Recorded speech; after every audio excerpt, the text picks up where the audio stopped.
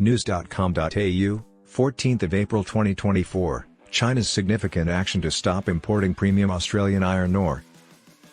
China, which has been bullying Australia, is trying to find a substitute for Australian iron ore to reduce its risks, but the seas are open.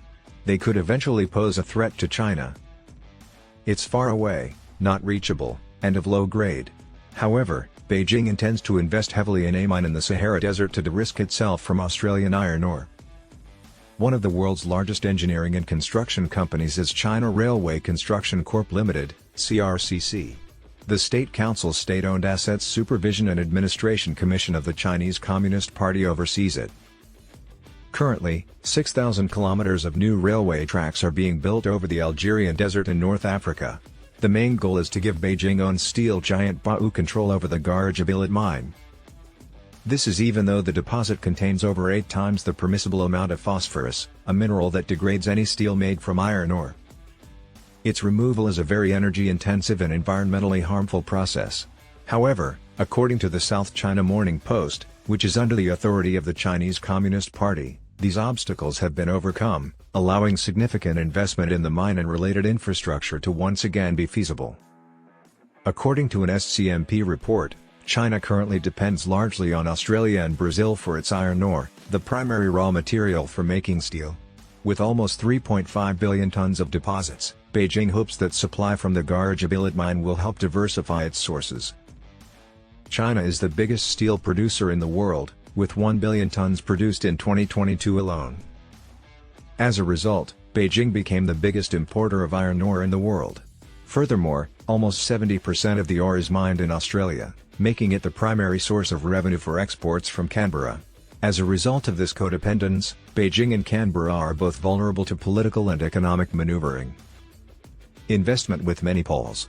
Algeria is eager to find an alternate source of revenue when the world's oil demand peaks during the next 10 years due to the need to reduce harmful carbon dioxide emissions. A 6,000 kilometers railway will connect the difficult-to-reach mine to neighboring cities, transportation hubs, and ports.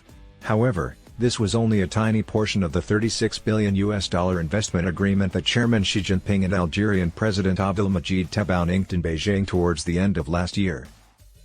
At the time, President Tebboune said, "Our Chinese friends have agreed to this project to facilitate the exploitation of mines, promote trade and create economic vitality in Algeria. China sees Algeria as the entrance to Africa." Hamsi, an Algerian MP, said, "It's a collaboration that benefits both parties." Ground preparations are underway for a 575 km stretch of the new line that will connect the northwest industrial hub of Bashar, close to the Moroccan border, with the Gâra-Djebilet mine located in the country's west. Meanwhile, last week, Chairman Xi Jinping expressed dissatisfaction with U.S. President Joe Biden at Western efforts to de-risk their economy due to Beijing's history of economic coercion, saying that these efforts were creating risk. A Chinese exchange summary quoted Xi saying, "If the U.S. side is willing to seek mutually beneficial cooperation and share in China's development dividends, it will always find China's door open. But China will not stand by and watch if it is determined to restrict its high-tech development and deny China its rightful claim to development." Tenacious determination. Over the previous week, iron ore futures increased, bringing the price back above $100 per ton. However, much of this is motivated by new supposition. Beijing will have to give the Chinese economy a significant stimulus boost.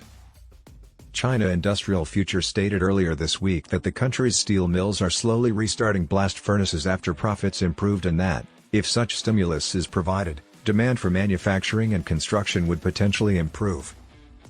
For over a year, the markets have been conjecturing about the presence and character of Beijing's economic stimulus. However, it hasn't yet produced noteworthy monetary signals, policies, or reforms.